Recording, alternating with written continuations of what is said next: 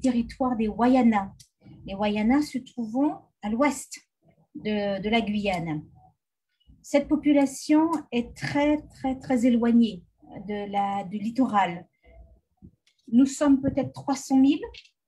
En revanche, les populations autochtones sont les moins, avec ceux qui sont venus également dans les années 70,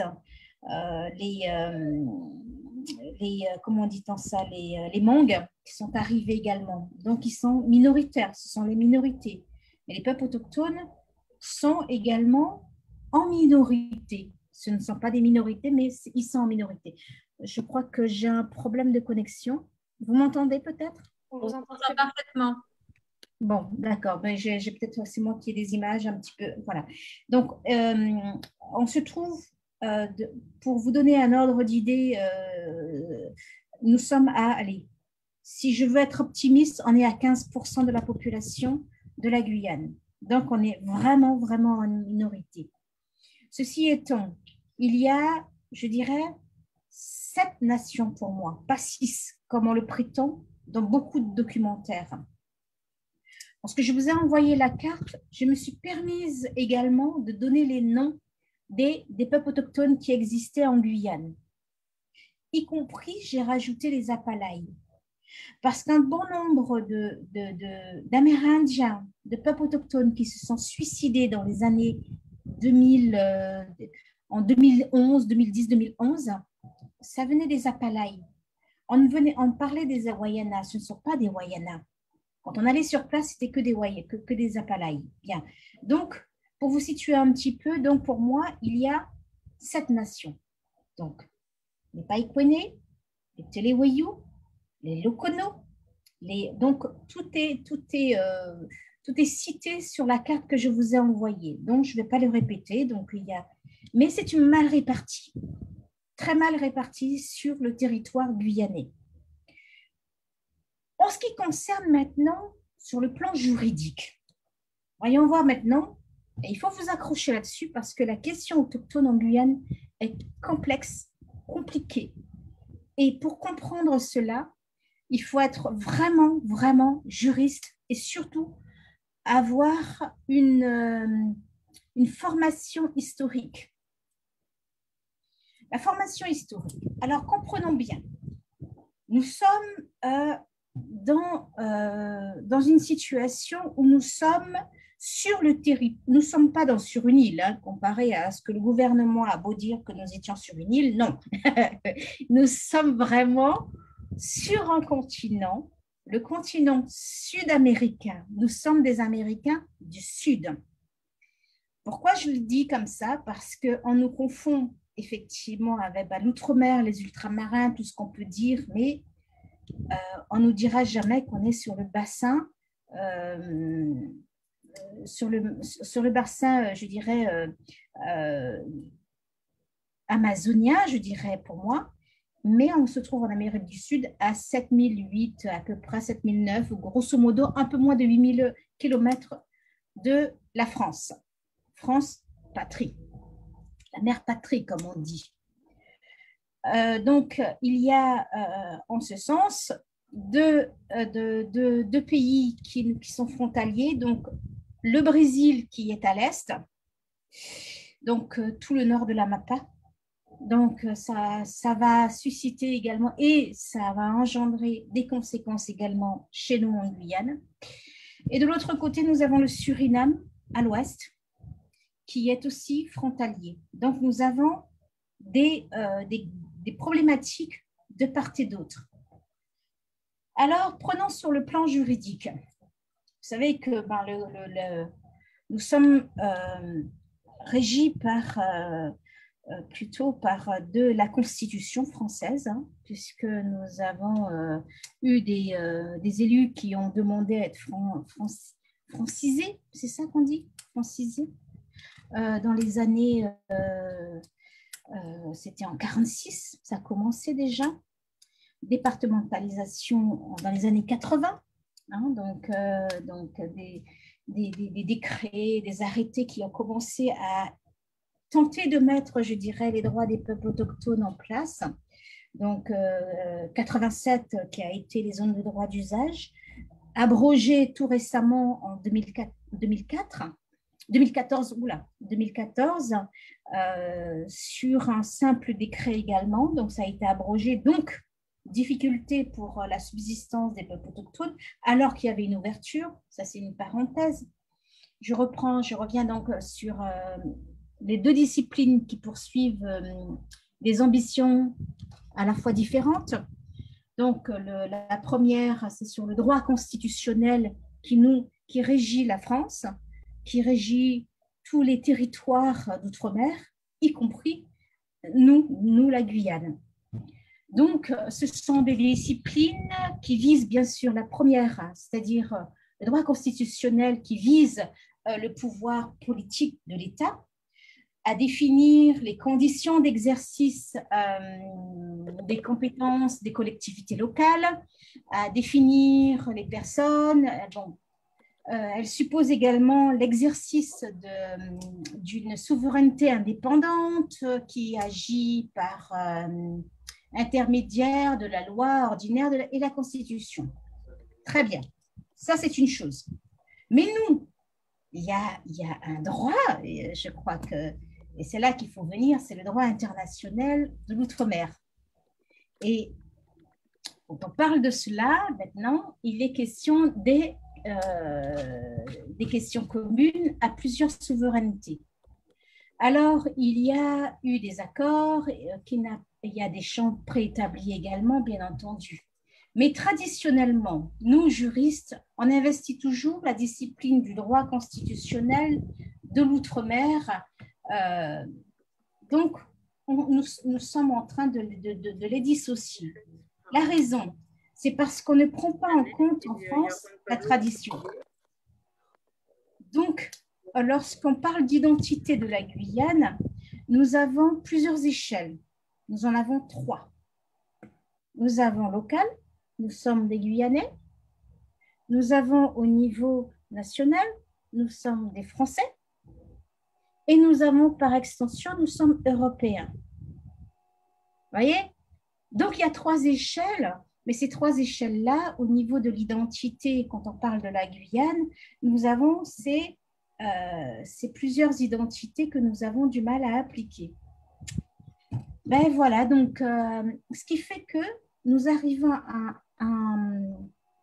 je dirais, à plusieurs problématiques que nous rencontrons, que nous avons du mal à pouvoir, je dirais, non pas, je dirais pas trouver des solutions, mais nous avons du mal à appliquer des droits. Pourquoi? Parce qu'il y a des spécificités que l'on ne prend pas en compte. La loi française s'applique comme en métropole, comme en Guyane. Or, on ne peut pas appliquer, on est à 8000 km, on ne peut pas appliquer les mêmes lois qu'en Guyane. On ne peut pas le faire. Je prends un exemple simplement qui me revient tout de suite. C'est la rentrée des classes. C'est septembre. C'est bien joli tout ça. C'est que nous, en septembre, c'est la saison des récoltes pour nous. Donc, tous les enfants, c'est le moment où nous transmettons, puisque je l'ai dit tout à l'heure, nous sommes une société à oralité. C'est à ce moment-là qu'on transmet nos savoirs traditionnels. Il y a le savoir académique qui passe par justement les lois et les règles de la France, mais il y a le savoir traditionnel également qui passe par la famille. Et ça, cette dualité, on a du mal à le trouver parce qu'il est intercoupé par ces lois et ces règles qui nous sont imposées. Et ça ne va pas, et ça dérègle complètement notre système éducatif. Donc voilà, ce sont des exemples que je vous donne par briques comme ça, à travers ma présentation.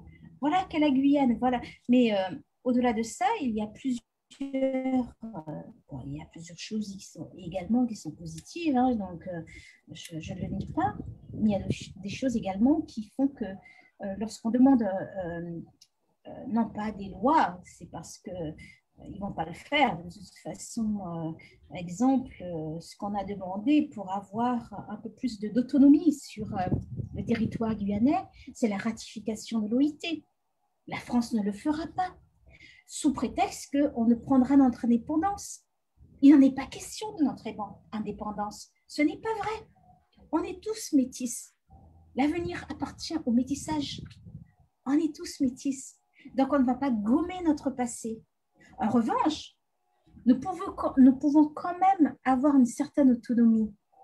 Cette ratification, elle a été faite par le Brésil, par nos voisins, le Brésil. Mais cela ne veut pas dire qu'ils appliquent, parce que c'est une convention, tout comme la France a reconnu à travers un certain nombre de décrets et de lois, un certain nombre la reconnaissance des peuples autochtones.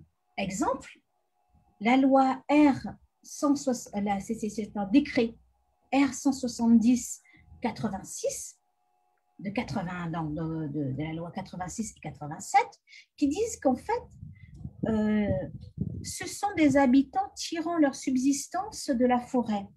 Donc, à travers ça, les peuples autochtones sont reconnus.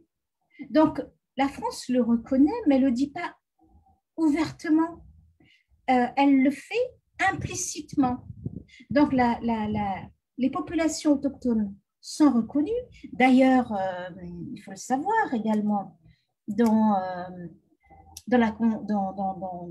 certains articles de la Constitution, vous verrez en 75, je crois, il y a la langue amazonienne, kalinien, qui est reconnue.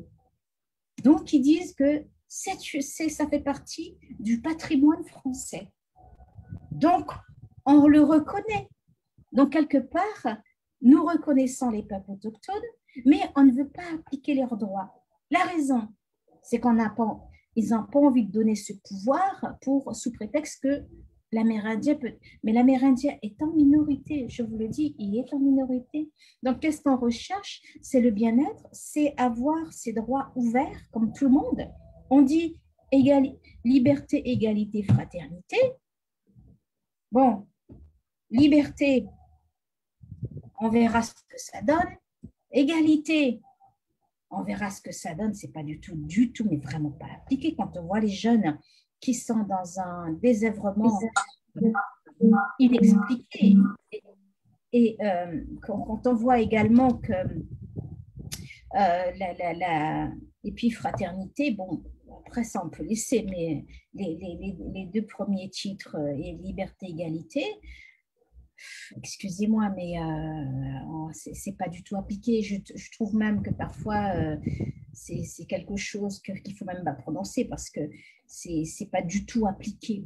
Bon, passons, mais reprenons sur le plan juridique et plus activiste. Nous avons la question également sur qu'est-ce qu'être aujourd'hui amérindien en République française. Je vous l'ai dit, c'est très complexe puisque régional, nous sommes guyanais, national, nous sommes français, et puis après, nous sommes soi-disant, je dis soi-disant parce que moi, quand j'arrive de métropole et qu'on me contrôle plusieurs fois, parce qu'on n'est pas dans l'espace Schengen, je me dis, est-ce qu'on est véritablement européen? Bon, bref, ça, c'est une petite parenthèse aussi, que c'est ma propre expérience. Ceci étant, nous avons également cette citoyenneté amérindienne qui nous colle à la peau et qu'on ne veut pas laisser. Pour quelle raison?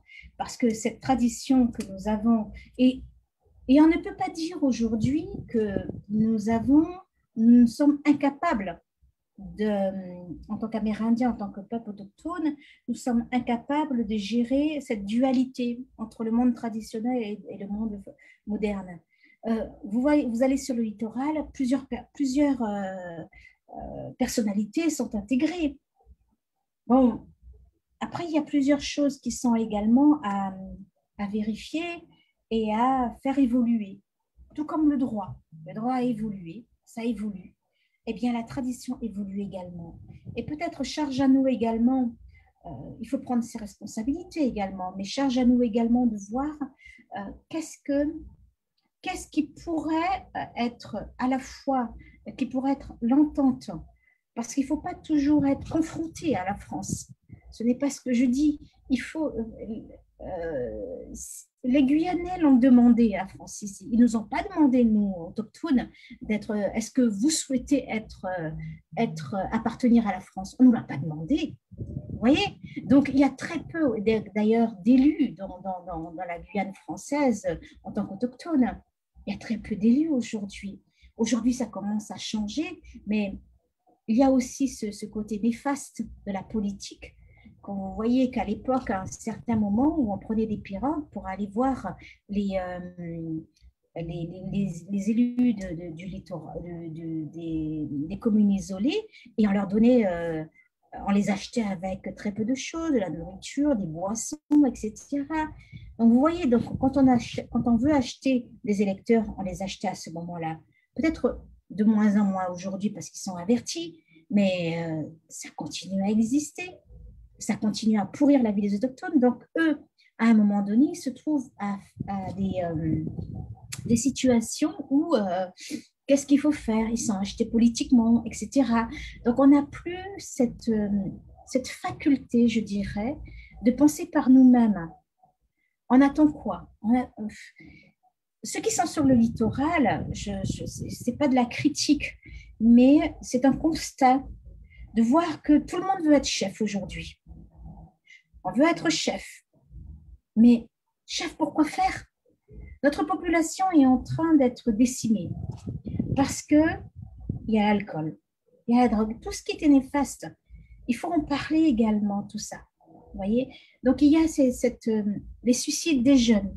Pour quelles raisons? Il y a la violence faite sur les femmes. Il faut en parler. Il y a les jeunes filles qui font des enfants trop jeunes. Les grossesses juvéniles, il faut en parler également. Il y a également tout ce côté qu'on n'arrive pas à éliminer, on n'arrive pas à éradiquer l'orpaillage clandestin. Vous voyez? Donc, il y a cette chaîne alimentaire qui est contaminée où les Amérindiens, les peuples autochtones n'arrivent plus à se nourrir correctement. On arrive à avoir également une certaine pauvreté. Vous savez, on est quand même à une population de 5% sur le plan mondial, où cette population connaît la pire des pauvretés. Ça s'est encore remarqué pendant cette épidémie de Covid-19. Donc, il y a eu, c'était pire encore, où il y avait plus d'eau, plus de nourriture. Vous voyez, donc, il y avait on arrive à une certaine pauvreté extrême qu'il faut soulever. Et au-delà de ça encore, on ne regarde même pas au droit de la santé, au droit de l'alimentation, au droit à l'eau potable, des choses primordiales qu'on devait avoir, que je pense qu'en France, si on avait ces problématiques, on aurait hurlé. On aurait hurlé. Et là, en Guyane, on commence à comprendre certaines choses, mais je ne sais pas comment dire les choses autrement que de dire que nous avons tellement souffert dans notre chair et psychologiquement également que peut-être qu'on se résigne. Cette résignation ne doit pas être une fatalité non plus. Après, je dis qu'il faut une certaine responsabilité aussi de notre part également. Parce que ces personnes qui sont sur le littoral et qui croient également qu'ils sont là pour aller, je vais défendre, c'est bien joli. Mais le quotidien de celui qui est en commune isolée, eh bien lui, il voit pour tous les jours pour manger, pour envoyer son enfant à l'école dans de bonnes conditions et qu'il revienne surtout. Voilà, en fait, voilà toutes ces problématiques. Bon, c'est très dur pour moi. J'ai mal aux tripes, en fait, quand je vous dis ça. Je suis désolée.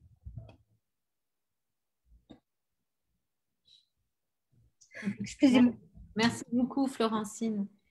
J'ai la carte de Guyane. Est-ce que je peux l'afficher? Parce qu'il faut comprendre que en France, on n'a pas spécialement d'éducation à savoir quelles sont les différentes nations. Est-ce que vous m'autorisez à mettre la carte et pour que vous puissiez reprendre? Oui, oui, tout à fait, vous pouvez le faire, oui.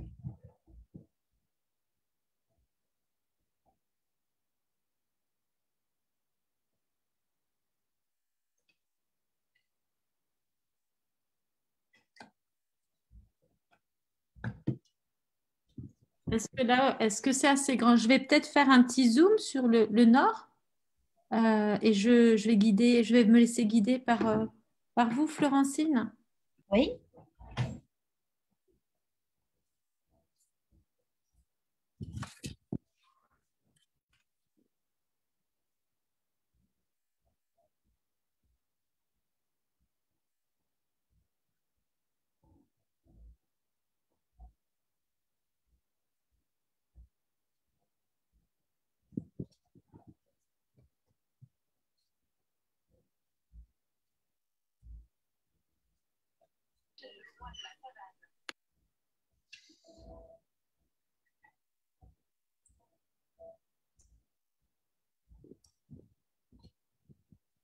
Bon, j'ai mis la carte à l'écran. Je l'enlève? Très bien, c'est super, oui. Après, je me suis permise de modifier également les noms des Amérindiens, puisque bon, ce sont des anthropologues qui nous donnaient des noms qui ne correspondaient pas du tout. Ah, c'est intéressant. Voilà, puisque nous avons travaillé, nous, de notre côté, avec des chamans et puis des véritables chefs coutumiers, mais qui sont bon, bah, ils sont toujours là, mais ils disaient que bah, ce qu'on nous donnait comme nom c'était pas ce qu'on voyait dans les livres, quoi. Voilà. Donc nous sommes permis d'apporter les modifications. Voilà. Pour ma petite présentation, je suis désolée, je suis très très peut-être, euh, comment je dirais, à fond dans le combat que je mène. Peut-être un peu passionnée, mais voilà, c'est plutôt pour les femmes et les enfants dont j'ai véritablement, et puis les enfants. Ça, c'est vraiment quelque chose qui me touche beaucoup parce que c'est l'avenir et je crois beaucoup en eux, en fait. Voilà, j'ai fini ma présentation. Très bien. Ah, il faut juste que je redonne le micro à Eduardo, dont j'ai coupé le micro sans faire exprès. Merci beaucoup. Est-ce que j'ai essayé de l'activer, mais ça ne marchait pas. Donc, en tout cas, merci beaucoup, Florentine, pour votre présentation qui était vraiment touchante. Et enfin, vraiment, merci beaucoup. Ça nous a appris beaucoup de choses. J'espère que les participants vont pouvoir vous poser des questions pour étayer le sujet. Donc, maintenant, je vais laisser la main à Juan. Je ne sais pas si. Attendez, Juan Pablo, si jamais si vous voulez commencer la présentation, vous pouvez le faire. Oui, vous m'entendez là? Ouais, très bien, merci. Très bien. Alors, d'abord, bonsoir à tous et à toutes les personnes qui sont présentes dans cet événement. Merci d'avoir répondu présent à cette rencontre qui est vraiment si importante pour dialoguer autour d'une thématique invisible, ou plutôt je dirais invisibilisée et volontairement occultée, qui est celle des peuples indigènes de la France. Et ça sonne incroyable, particulièrement ceux de la Guyane aujourd'hui. Ça sonne incroyable, mais c'est une vérité et c'est une réalité de laquelle il faut parler et sur laquelle il faut se tourner parce que la situation elle est aussi grave qu'invisible. Alors, merci également à l'équipe organisateur, à ces jeunes alliés français, des alliés stratégiques de la cause de la dignité des peuples indigènes, qui contribuent énormément à la cause aujourd'hui la plus importante, qui est celle de notre seule maison, celle de notre mère terre. Merci de cette générosité à chaque fois c'est la deuxième fois que j'ai été avec vous et c'est toujours très, très, très utile pour avancer dans la consolidation de cette société qu'on rêve diverse, inclusive et en paix.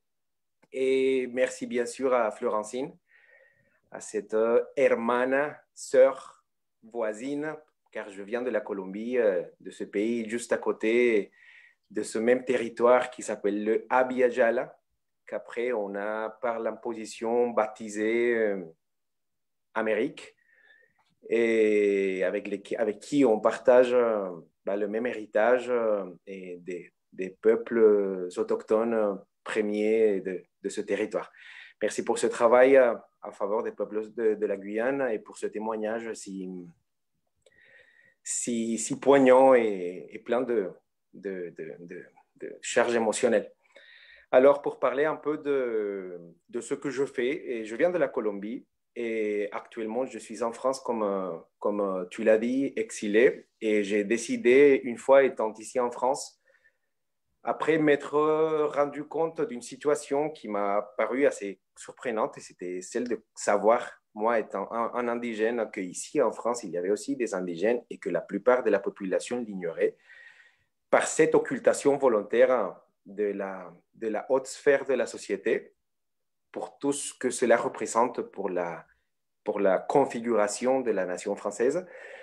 J'ai décidé de faire un travail de recherche autour de l'incompatibilité de l'universalisme républicain avec l'existence des peuples indigènes. Et pour mettre un peu en contexte, alors compte tenu de ces peuples dits premiers autochtones qui vivent à l'heure actuelle à l'intérieur du territoire français, on peut affirmer sur cette base, sur cette réalité, que la France est un pays multiethnique et pluriculturel. Cependant, la France, de par sa constitution, ne se considère pas comme telle et refuse catégoriquement de s'engager dans ce chemin qu'ils ont toujours jugé comme dangereux, qui est celui de la reconnaissance de groupes d'individus liés par des intérêts divers, des communautés ou des ethnies, par exemple. D'un côté, et on parle, si vous vous rendez compte, dans la Constitution française, du peuple français, de son unicité et surtout de l'impossibilité de faire des distinctions à l'intérieur de ce peuple. On parle dans ce sens de l'indivisibilité de la République française dans le premier article de la Constitution. Et ça veut dire que la République ne reconnaît que des citoyens égaux et ne reconnaît aucune communauté. Jusqu'à là, en théorie, disons que ça pourrait peut-être aller. Cependant, la réalité fait, et il est indéniable, que la France a des peuples indigènes, comme en Guyane, qui vivent dans la jungle amazonienne et qui, vu depuis la perspective du droit international, ils constituent des peuples. Ce qui pourrait même nous amener à dire qu'en France, il y a des peuples et qu'il y a des peuples français au pluriel et même des langues françaises au pluriel, étant donné que ces indigènes ont leurs propres langues originaires. Cependant, la Constitution française ne reconnaît que le peuple français et son unité, alors que la majorité des États du bassin amazonien reconnaissent aux Amérindiens le statut de peuple autochtone, au sens du droit international que j'ai dit. Et l'État français, toujours buté, refuse toujours de signer la convention, comme on vient de dire dans l'intervention précédente, de signer la convention 169 de l'Organisation internationale du travail, qui prévoit des droits spécifiques au profit de ces peuples premiers. Et on a parlé tout à l'heure que le Brésil avait adopté cette convention et la Colombie aussi. D'ailleurs, le seul pays d'Amérique du Sud qui ne l'a pas adopté, c'est la Guyane. Et c'est qui le seul pays en Amérique du Sud qui est une colonie encore? Ça commence un peu à donner les réponses de pourquoi ça n'a pas été adopté.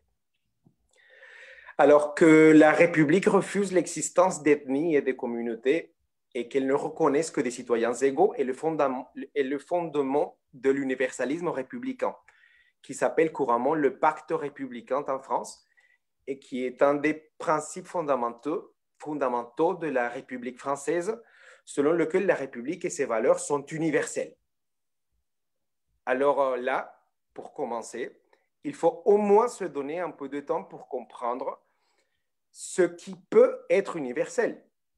Est-ce qu'il y a vraiment quelque chose d'universel?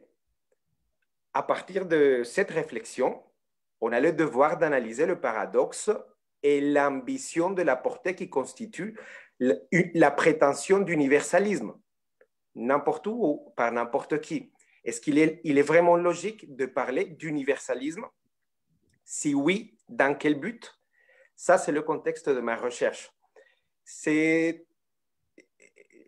me suis intéressé à ça parce que c'est très difficile de défendre un universalisme dans un monde dans lequel on vit, divers, pluriel, multiculturel, multicouleur, avec différents modèles de pensée, avec différents modèles de concevoir et d'interpréter les phénomènes du monde, etc. Et que quelqu'un arrive avec une prétention d'universalisme, comme moi, je suis le modèle, et c'est le seul, c'est l'unique, il faut le suivre, ça constitue dans un monde mixte, riche et divers comme le nôtre, une volonté d'imposition, d'intransigeance, d'intolérance, de non-reconnaissance de la diversité et de l'autre, et en quelque sorte d'égocentrisme, et en l'occurrence d'ethnocentrisme, d'eurocentrisme. Alors, les valeurs républicaines d'égalité, fraternité et liberté qui sont contenues dans ce pacte républicain, d'où découle la notion d'universalisme républicain, sont censés s'appliquer à tous et à toutes de façon uniforme. Et ils ont vocation à être adoptés par tous les êtres humains. Dans ce contexte, il n'y a pas de place aux particularismes locaux ou aux particularismes historiques, ou ethniques, ou religieux non plus.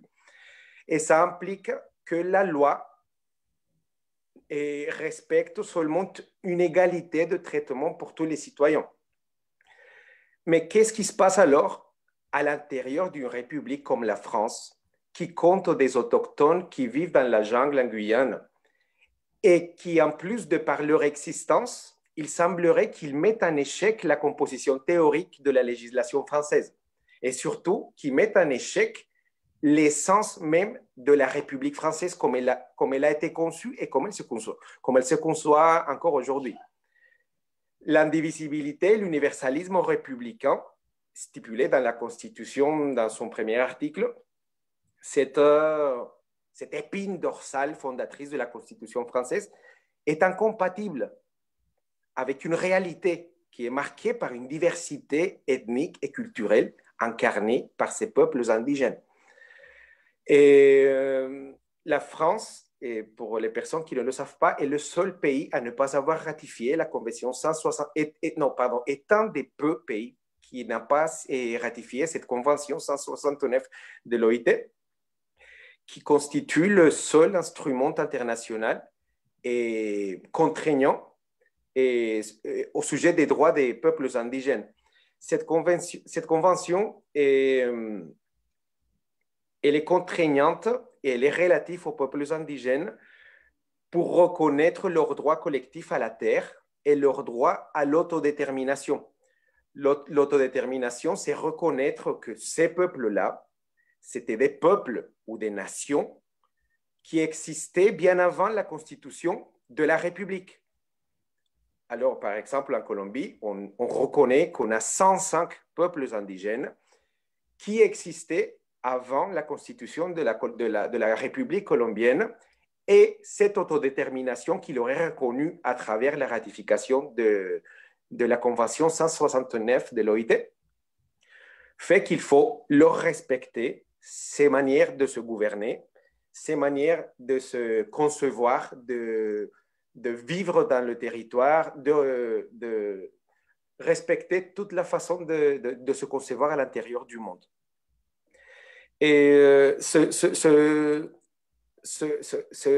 convention est l'enjeu actuellement que la France n'a pas voulu avancer, sur laquelle la France n'a pas voulu avancer pour ce qui pourrait constituer la sauvegarde réelle des peuples indigènes qui restent encore en France.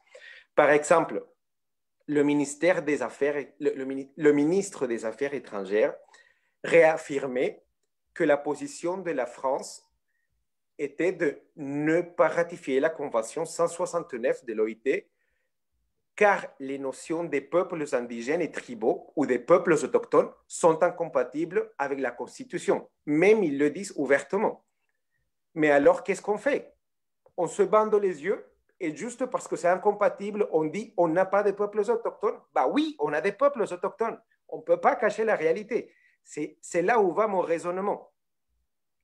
Alors, il continue dans son discours assez hypocrite, excusez-moi de le dire, mais il faut le dire, en affirmant qu'en vertu des principes constitutionnels d'unité et d'indivisibilité de la République, d'égalité des citoyens, d'unicité du peuple français, etc., ces engagements internationaux de la France ne peuvent pas reconnaître l'existence, même pas des peuples distants à celui du peuple français, ni accorder des droits collectifs à quelque groupe que ce soit défini par une communauté d'origine.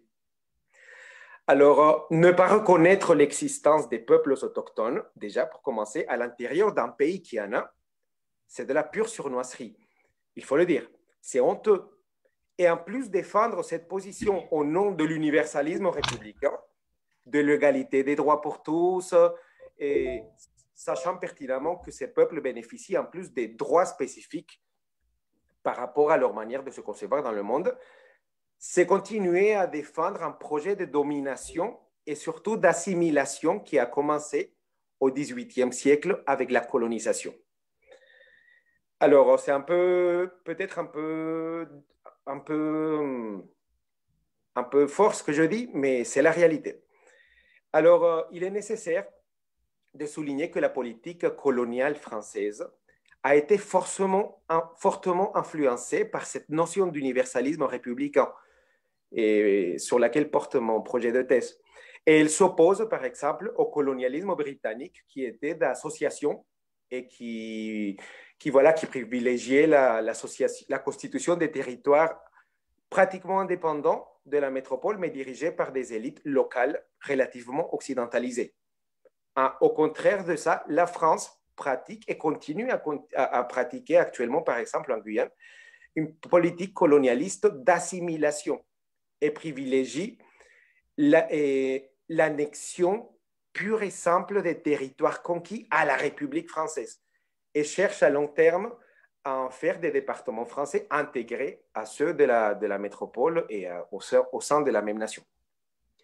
Alors, ces territoires comme la Guyane n'ont pas vocation à la moindre autonomie et toutes les populations indigènes doivent théoriquement s'assimiler à la culture, à la langue française et adopter les valeurs de la République, ce qui en termes réels veut dire l'extermination culturelle. Et c'est quoi l'extermination culturelle? Il y a deux types d'extermination.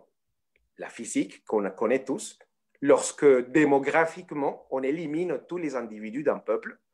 Et il y a l'extermination culturelle également, qui est celle lorsque des peuples, par les biais de l'assimilation, perdent leur bagage culturel et perdent leur âme et arrêtent d'exister culturellement comme peuples indigènes. Et on l'appelle même le parfait génocide parce qu'il est silencieux. On ne tue pas, on tue différemment. Mais c'est reconnu également comme un génocide, comme une façon d'exterminer un peuple. Et c'est ce qui est en train de se passer actuellement et ce qui est en train de faire la France en ne pas voulant signer la Convention 169 de l'OIT, en ne pas reconnaissant des peuples indigènes à l'intérieur de la Guyane. Alors, on dit que les peuples indigènes, pour finir, ils bénéficient quand même des droits des citoyens français. Mais le problème, c'est que ces populations bénéficient d'autres types de droits qui sont reconnus par la loi internationale et qui, en le faisant, ferait que la France déstructurerait totalement la notion de République française. Et je pense que c'est cet orgueil, c'est cette fierté de ce qui a été à un moment donné la France comme exemple pour le monde au moment quand l'universalisme a été créé, qui était bien, c'était pertinent au XVIIIe siècle, mais actuellement, c'est un nouveau débat qui se pose et il faut casser ces pierres qui, à ce moment-là, nous ont aidés à monter, mais à l'heure actuelle, nous empêchent d'avancer. Voilà, merci beaucoup. Merci beaucoup, Juan Pablo. Très intéressant, vraiment merci. Donc, là, on va pouvoir commencer les questions-réponses. Donc, j'invite les participants, s'ils ont des questions, à les poser directement. Je tiens quand même à préciser que la conférence est en live sur Facebook, donc au moins pour que vous sachiez que vous passez sur Facebook si vous posez la question, donc si ça ne vous pose pas de souci. Je vous invite à interroger nos invités. Et est-ce que vous pouvez mettre votre caméra, s'il vous plaît, au moment de parler pour qu'au moins on puisse avoir un visage à la personne qui parle. Et est-ce que si vous pouvez vous présenter, ça pourrait être intéressant. Merci. Donc, je vous laisse poser question. Eduardo, comme j'ai désactivé le son, peut-être qu'il faudrait que les personnes lèvent la main. Pour cela, dans quoi? C'est où? C'est dans plus. Après, je pense que là, on pourrait activer le son comme ça. D'accord. Alors, je vais essayer de le faire. D'accord. Si vous n'êtes pas à l'aise pour prendre la parole en public, bien sûr, vous pouvez mettre vos questions dans le chat, dans Converser, dans la barre du bas. Voilà. Bonjour à la coloc du Glénan.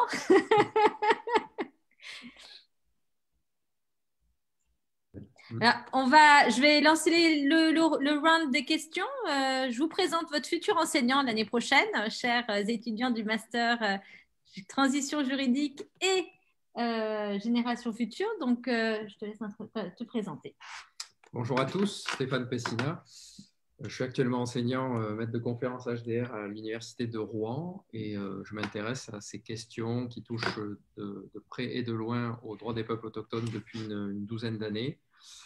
Et je mène des travaux sur ces questions-là en parallèle d'autres champs de recherche qui se focalisent sur les propriétés intellectuelles, car en réalité, il y a pas mal de recoupements entre les droits de propriété intellectuelle de tradition et d'inspiration occidentale et les savoirs traditionnels, les ressources génétiques et les savoirs associés aux ressources génétiques et ce qu'on appelle aussi les expressions culturelles traditionnelles ou le folklore, qui sont des éléments qui sont très importants pour beaucoup de peuples autochtones dans le monde et qui sont très, regardés avec beaucoup d'appétit et d'avidité par beaucoup d'entreprises, petites ou grandes, du monde occidental, parce que tous ces savoirs traditionnels, ces expressions culturelles ou ces ressources génétiques constituent des champs nouveaux d'investigation et représentent une énorme valeur en fait, pour beaucoup de structures et d'entreprises dans le monde. Donc, voilà, j'essaie de mener ces recherches-là.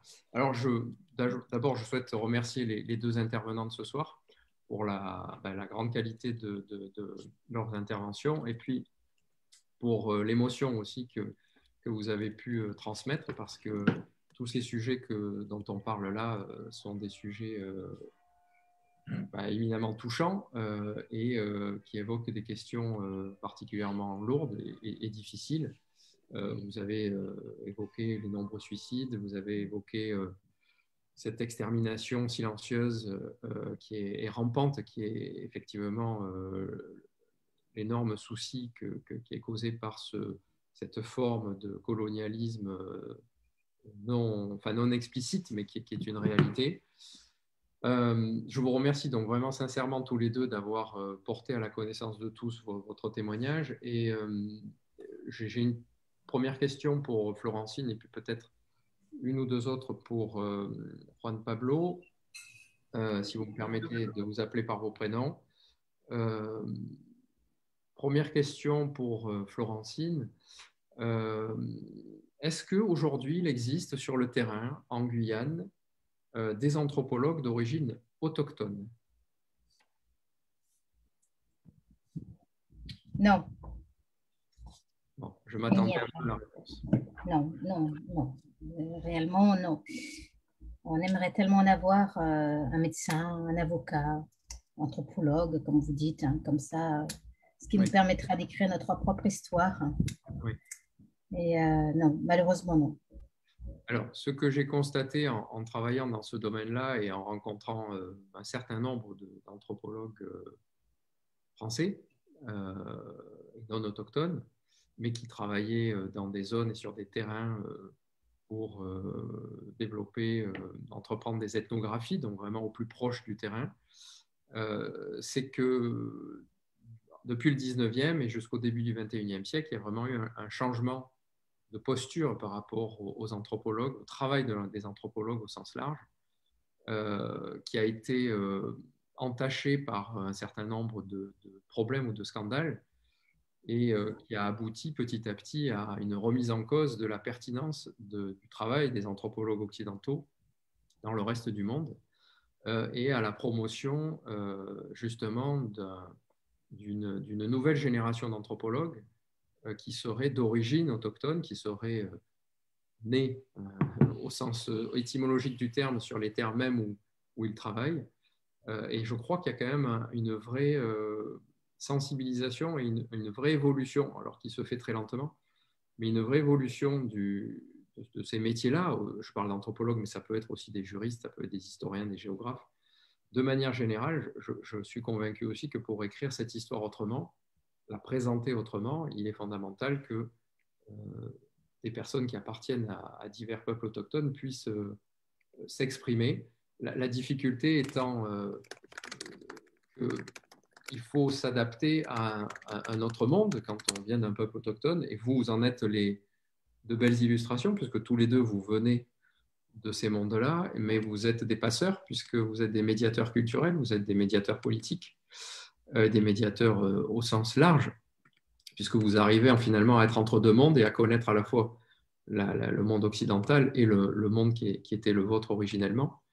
Et bon, ça vous demande évidemment un double effort, à la fois bien maîtriser, bien comprendre et bien expliquer votre culture, et comprendre et bien expliquer aussi la culture occidentale. Alors, une question aussi pour Juan Pablo. Merci beaucoup d'avoir insisté sur ces principes constitutionnels qui sont des clés de blocage, des éléments de blocage dans l'évolution pour le moment du droit constitutionnel français. Merci d'avoir insisté sur l'universalisme républicain, qui est une belle pancarte, mais qui a peu de sens aujourd'hui. Alors, vous avez juste une précision, enfin un apport par rapport, un complément par rapport à ce que vous avez dit. Vous l'avez peut-être évoqué, mais je n'ai pas pu tout entendre. Vous avez beaucoup insisté tous les deux sur la Convention 169 de l'OIT, que la France est un des pays, bon, il y en a beaucoup qui ne l'ont pas signé, enfin un certain nombre qui ne l'ont pas signé, mais c'est quand même significatif que la France ne l'ait pas signé. Vous avez beaucoup insisté sur cette convention. Je voulais juste insister sur un autre texte qui n'est pas contraignant, mais qui a quand même une certaine force symbolique de plus en plus importante, qui est la Déclaration sur les droits des peuples autochtones de 2007, signée donc au plus haut niveau des institutions de l'Organisation des Nations Unies, qui a été signée par beaucoup de pays dans le monde, et qui, même si elle est une déclaration, et si on sait que les déclarations n'ont pas de valeur contraignante en droit international public, pourrait, bon, c'est défendu par certains, c'est remis en cause par d'autres, mais pourrait peut-être un jour être considéré comme du jus cogens, enfin comme une sorte de droit coutumier international qui aurait une valeur contraignante parce que le texte a été signé par tant d'États. Une sorte de consensus international qui ferait qu'il y aurait un certain caractère contraignant. C'est à creuser. C'est en général, il n'y a pas beaucoup de juristes qui vont aller dans ce sens-là, parce que ça ne correspond pas à la doctrine dominante. Mais malgré tout, c'est peut-être quelque chose qu'on pourrait creuser. Alors, une question, comment dire, une envie. La Constitution française, elle a été modifiée à de multiples reprises depuis la Révolution française. Donc, rien n'empêche théoriquement et même concrètement de pousser dans le sens d'une nouvelle modification. Elle a été modifiée pour intégrer le droit de l'environnement, elle a été modifiée pour intégrer le droit à une administration décentralisée de l'État, ce qui n'était pas rien. Elle est en ce moment peut-être en passe d'être modifiée suite au travail important de la Convention citoyenne sur le climat. Donc, on sait que cette constitution, elle n'est pas intangible, elle n'est pas gravée dans le marbre. elle peut évoluer. Donc, si on continue à pousser dans ce sens-là, si on continue à expliquer au monde entier que les peuples autochtones existent toujours, ça pourrait peut-être aboutir à quelque chose de positif. Mais je vous laisse intervenir, j'ai trop parlé. On ne peut pas lui enlever la parole, il est parti, hein, il a envie de vous rencontrer. Très envie de vous rencontrer, oui. Eduardo, je vous laisse animer. Si. Donc, alors du coup, il y avait d'autres questions qui avaient été posées dans le chat. Il y a Elisa, une science-piste de Grenoble, qui a posé une question. Je ne sais pas si vous voulez la poser directement ou vous voulez que Elle voudrait la poser directement. Alors, normalement, je dois pouvoir lui donner le micro. D'accord. Elisa. Alors, vous m'entendez? Très bien. Ok, super. Bah, du coup, voilà, je me présente vite fait. Je suis étudiante à Sciences Po Grenoble et je suis sur le point de commencer une thèse sur le pan-indianisme au Canada. Et du coup, justement, je voulais savoir, comme les colons canadiens étaient également français et c'est eux qui ont imposé le système colonial, notamment les écoles résidentielles, pour enlever la culture et autres, est-ce que vous sentez une sorte de sentiment commun avec ces populations et comment vous vous identifiez à eux?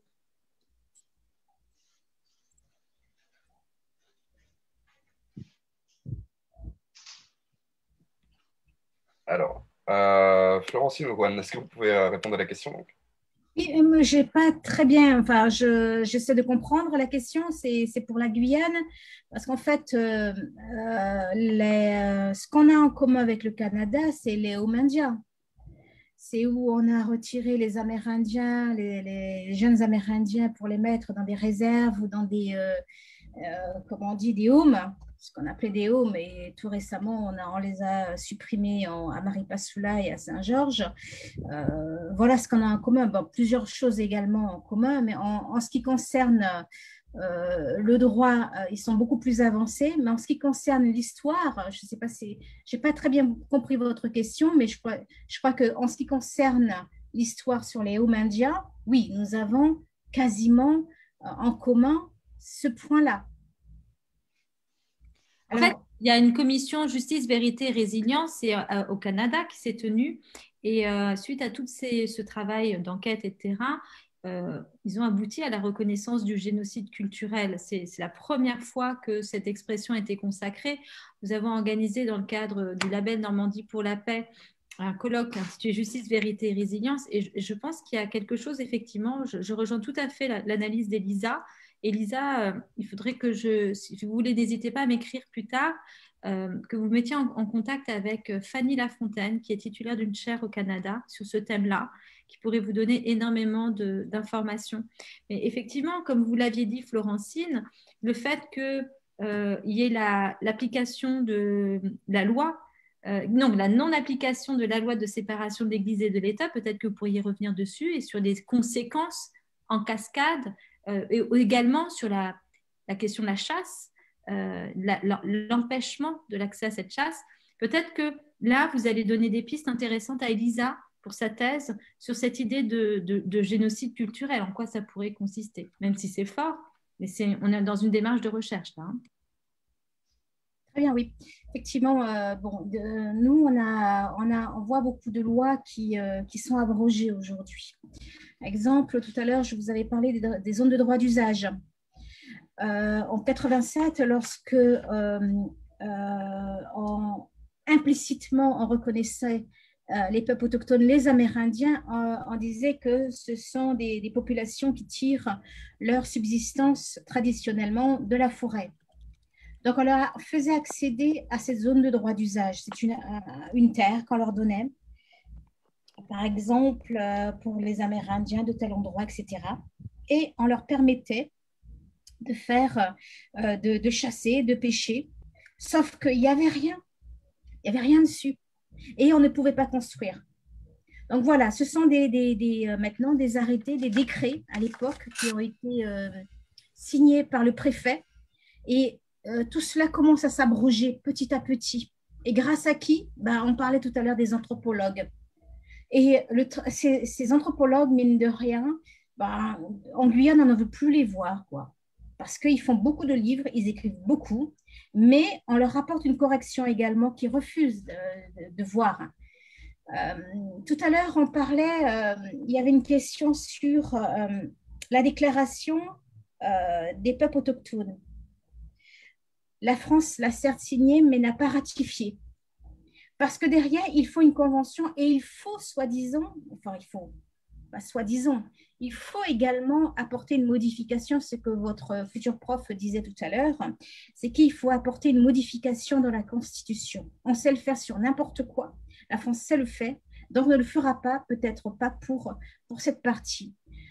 En quoi consiste la question de la déclaration des Nations Unies de 2007? Il vise en fait à donner aux États un cadre commun. Je réponds vite fait à la question, après je reprends votre question à vous, votre deuxième question, votre deuxième partie si vous permettez. Donc, c'est un droit d'origine internationale. On est d'accord jusque-là. Donc, comprenez le processus. Alors, pour régler les questions nationales, il faut vraiment que l'on ait un cadre, je dirais, national au niveau de la France même. Parce que les pays qui l'ont ratifié l'ont pris à un cadre national. Le Brésil n'arrête pas de modifier sa constitution pour à chaque fois mettre en application cette déclaration.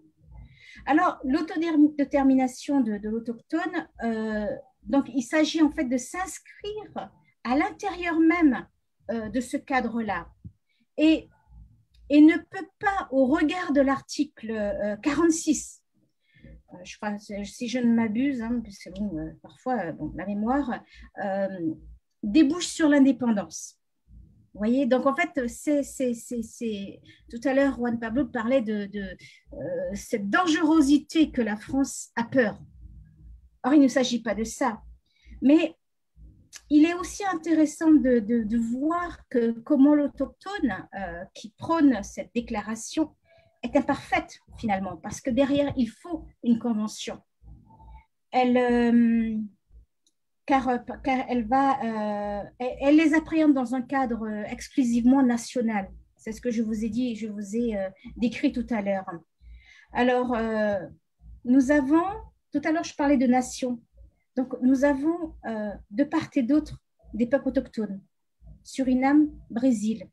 Donc nous avons des peuples autochtones transnationaux.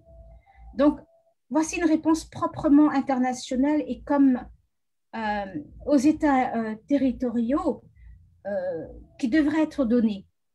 Bon, là, il y a peut-être des lacunes également à combler. C'est des vides juridiques qui existent chez nous en France qu'il faut combler, en fait. Voilà, tout simplement. Ça, c'est pour un peu répondre un peu sur la déclaration des droits des peuples autochtones qui a été en septembre, le 9 septembre, je crois le 9 septembre 2007 à New York. Pour revenir à votre question concernant moi je dirais, j'oublie le terme que vous avez employé, qui était très bien d'ailleurs, très juridique. Bon, si vous pouvez me reprendre là-dessus. Votre terme, excusez-moi. Pardon, on n'a pas suivi. Quel terme pour parler de quoi? Excusez-nous. Ah, c'est Laura qui avait posé une question sur un thème bien. Le génocide culturel, sur le génocide culturel. Le génocide culturel avec. Oui, voilà, tout à fait. Donc en fait, ça reprend un petit peu. Vous savez, la loi 1905 n'est pas applicable en Guyane, n'est pas appliquée en Guyane. Vous le savez, ça? Non. Je crois que très peu de choses qui sont écrites dans les livres, surtout chez les anthropologues, ne sont pas écrites, y compris cette partie sur la loi 1905. D'où nous avons fait une tribune également sur le séparatisme. Et ce qui fait que, quelque part, il y a eu 1905, mais c'est simplement en 87, rendez-vous compte qu'en 87 uniquement, que le dernier home indien a été fermé. Vous voyez? Donc cela veut dire que ce n'était pas appliqué du tout et qu'on pouvait se permettre encore d'arracher l'enfant de 2 ans, mais 2 ans, c'est encore un bébé, d'arracher un enfant de 2 ans à sa famille, sous prétexte qu'on va le faire évoluer, qu'on va le faire grandir dans de bonnes conditions, parce que la famille est pauvre, etc. Donc, on nous donnait tous les arguments pour enlever l'enfant et de le mettre dans le home indien. On les casait dans des homes indiens. Et en fait, ils étaient éduqués par les sœurs de Cluny, de je ne sais plus quoi d'autre. Et donc, il y avait une espèce de, je dirais, de rouleau compresseur que je dis souvent réellement par l'Église catholique. Maintenant, aujourd'hui, c'est les évangélistes qui ont pris le relais, qui faisaient leur éducation catholique. Donc, on nous imposait le catholicisme très tôt. Donc, on a été éduqués par ce catholicisme. Donc, on n'avait pas la possibilité, je dirais, de réfléchir, de penser à une autre, je dirais, une autre opinion, autre que le catholicisme. Donc, c'était quelque chose qui a petit à petit détruit toute cette culture chamanique que nous avions, notre propre spiritualité, qui a été laminée, effacée au fur et à mesure du temps. Donc, ce qui fait que cette spiritualité, le catholicisme, une fois qu'ils ont quitté un petit peu le territoire, l'évangéliste a pris le relais. Et là, c'est encore pire. C'est encore pire. Parce qu'en fait, tout notre chamanisme, toute notre croyance, tout ce qui était chaman, tout ce qui était chamanique, eh bien, nous ne l'avons plus. Pourquoi? Parce que le catholicisme nous a dit que ce dont on croyait, c'était satanique. Quand on nous voyait déjà la première fois nus, quasiment nus, excusez-moi, je suis en paréo, donc je suis quasiment nue, je n'ai pas changé, je suis désolée. Je mets mais vous verrez, vous allez à Camopi, ils ont les Kalembé, ils ont les seins nus, ils sont dans leur monde. Et donc, qu'est-ce qu'on disait? On était là pour la pornographie, on était là, bon, vraiment, on nous a donné toutes sortes de noms, on nous a complètement diabolisés au niveau de notre culture, on nous a carrément dénigrés à propos de notre propre tenue, vous voyez? Donc, il fallait s'habiller, donc c'est pour ça que maintenant, on s'habille, mais on nous voit en Kalembé, maintenant, c'était de la provocation, vous voyez, voilà, c'était pratiquement proche de la pornographie, et puis voilà comment on a encore. Bon, il y a eu des mensonges, au fur et à mesure ça s'est rétabli, mais les anthropologues ne nous ont pas aidés là-dessus non plus. Vous voyez, donc ça s'est passé au niveau de la tenue. Ensuite ça s'est passé, les jésuites nous ont dit que il fallait s'habiller, donc on s'est habillé. Ensuite, que notre culture n'était pas la bonne puisqu'on était satanique, donc on a changé.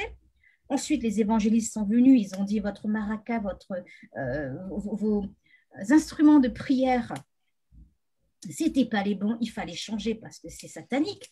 Donc vous voyez, il y a toute cette destruction qui est venue, mais il n'y avait pas de réflexion chez nous également, vous voyez, donc il n'y avait pas cette connaissance, encore cette dualité entre la connaissance, je veux dire, la connaissance apportée, l'école nous a apporté également. Donc, avec ce savoir qu'on avait, on commençait à réfléchir, on se disait, mais il y a quelque chose qui ne va pas. Mais avant que vous veniez, on savait que Dieu existait déjà. On savait qu'il y avait quelqu'un au-dessus, un Dieu suprême. Nous croyons peut-être à l'esprit de la forêt, à l'esprit de la terre, à l'esprit du vent, à l'esprit de l'air, à l'esprit de la mer, de la forêt. Donc tout ça fait que c'est du chamanisme et on n'y croit plus aujourd'hui, quasiment plus personne. En tout cas, moi j'y crois toujours, puisque ma génération, côté père, mère, c'est tous des chamans et je suis fière en fait, je suis très fière de continuer à l'exercer. Tout ça pour vous dire, et merci pour votre question qui est très pertinente, je trouve que cette partie-là est à développer parce qu'on n'en parle pas, parce que c'est quelque chose qui touche la spiritualité et qui est sensible. Tout le monde est sensible à ça, vous voyez? Donc, c'est quelque chose quand on va sur ce terrain, tout doucement, il faut connaître, votre professeur disait, il faut connaître son histoire, il faut connaître le côté droit.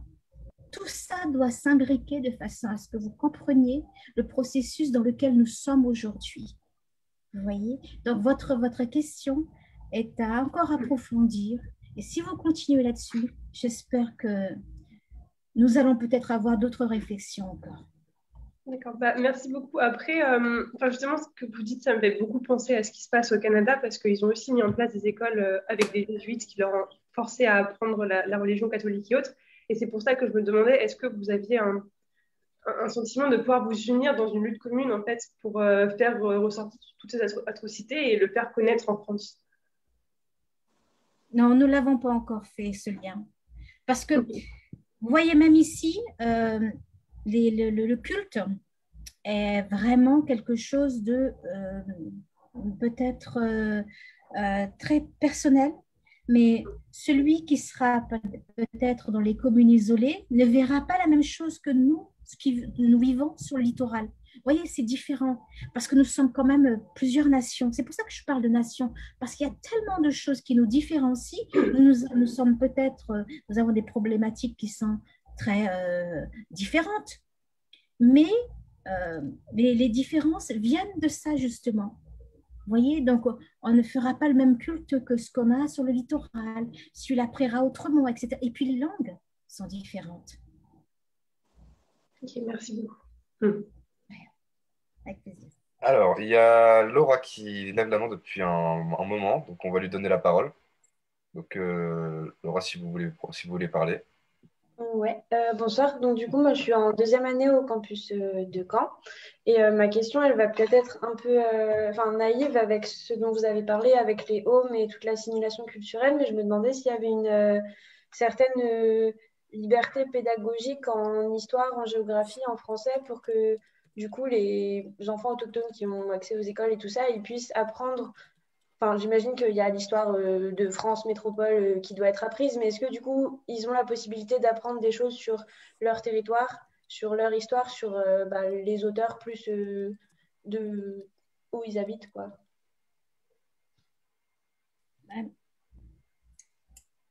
Très chère Laura, c'est ça? C'est Laura? Non, c'est pas Laura. Bon, peu importe. C'est Laura, Florence. Laura. Une autre Laura, d'accord. Laura Boza. Ah, une autre Laura, d'accord. Tout à l'heure, j'avais parlé de des applications de loi. On peut pas toujours, on ne peut pas le faire ici. Tout ce qui est décidé en Guyane est décidé par la France. Donc, toutes les lois, ça fait partie de l'éducation nationale. Donc, ce qui est légiféré en France, c'est légiféré également en Guyane, malheureusement. Donc, on ne prend pas ces spécificités. Donc, quand je vous ai dit tout à l'heure que, par exemple, au mois de septembre, c'est la rentrée des classes, en France, tout va bien, on est encore dans les beaux jours, qu'on va dire. Ben, en Guyane, non. C'est le moment où, justement, on doit cueillir, on doit faire la récolte pour pouvoir suivre la fin de l'année.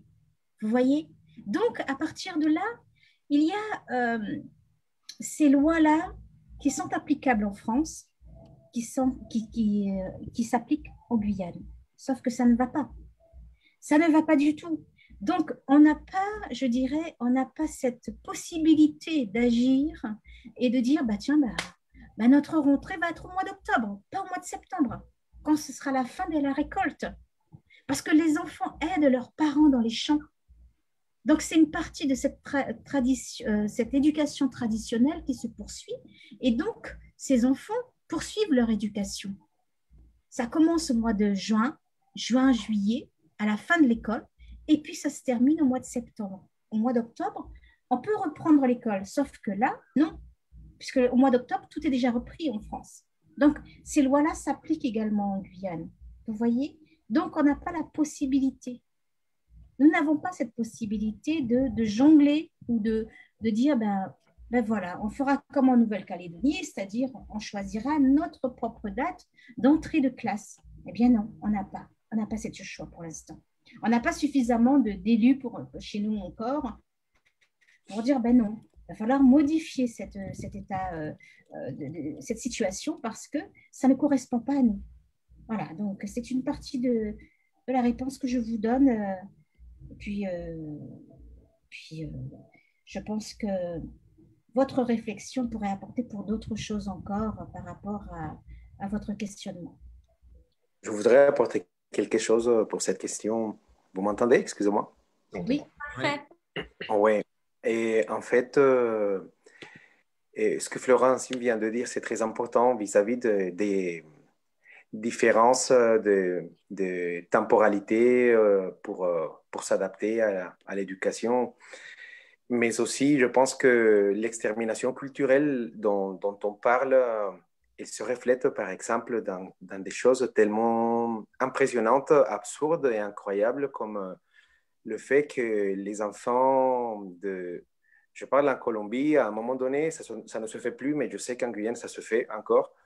Et les guides des élèves indigènes, ben, en fait, ils apprennent l'histoire des Gaulois, comme si c'était leur histoire à eux. Et ce n'est pas du tout leur histoire, en fait. On leur impose une histoire qui n'est pas la leur, et on leur impose une culture qui n'est pas la leur.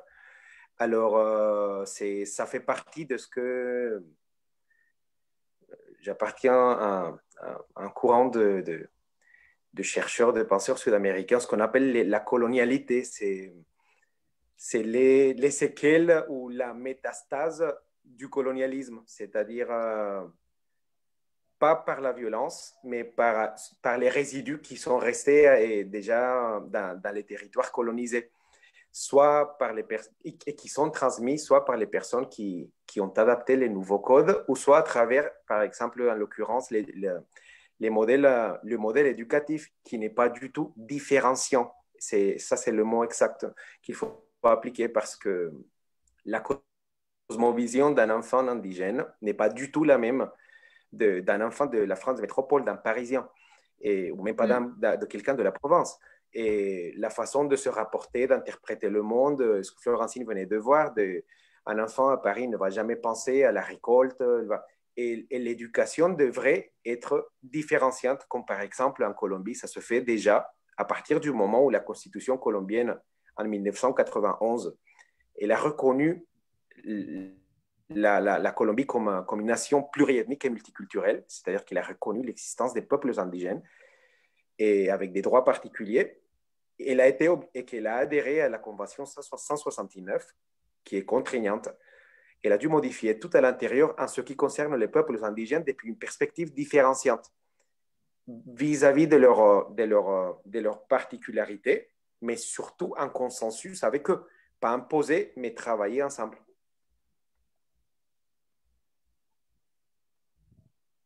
Effectivement, nous, pour compléter, pour confirmer ce que Juan Pablo disait, c'est que notre livre, on n'a que la géographie de la France, nous n'avons pas une géographie de la Guyane.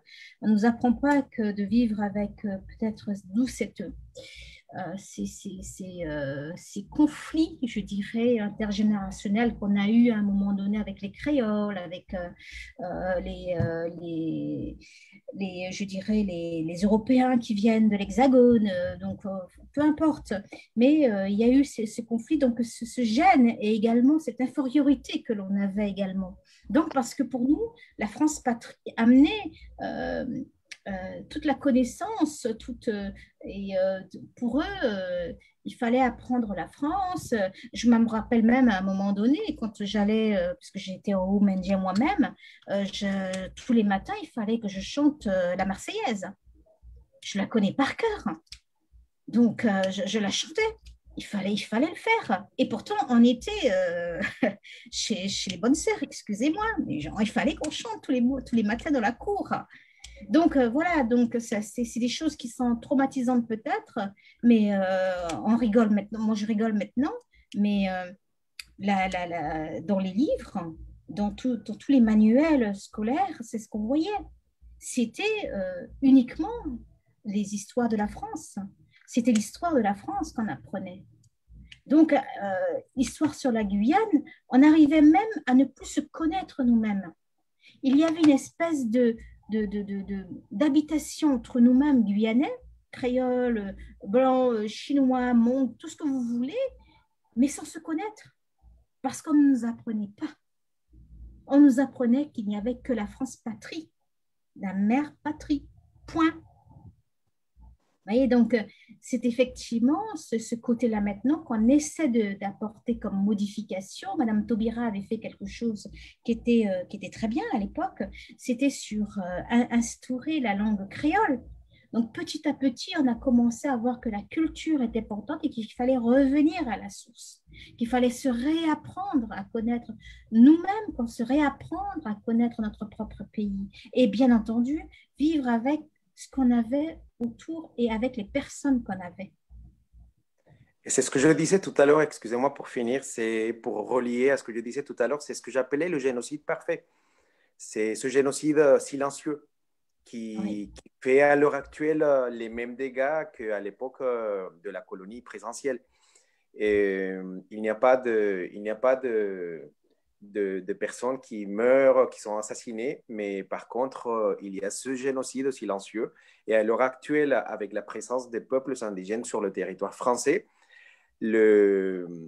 comment ça s'appelle, le modèle de l'école républicaine, elle est un modèle d'extermination culturelle au vu des peuples indigènes.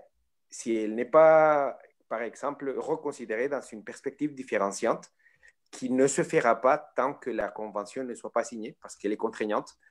Et ce génocide va continuer à se commettre de façon silencieuse comme jusqu'à aujourd'hui. Merci beaucoup. Merci. Donc, alors, il me semble qu'il y a une question qui avait été posée dernièrement de Nelly Pacmar. Ouais. Je ne sais pas qui c'est d'ailleurs. Même nom, étrange.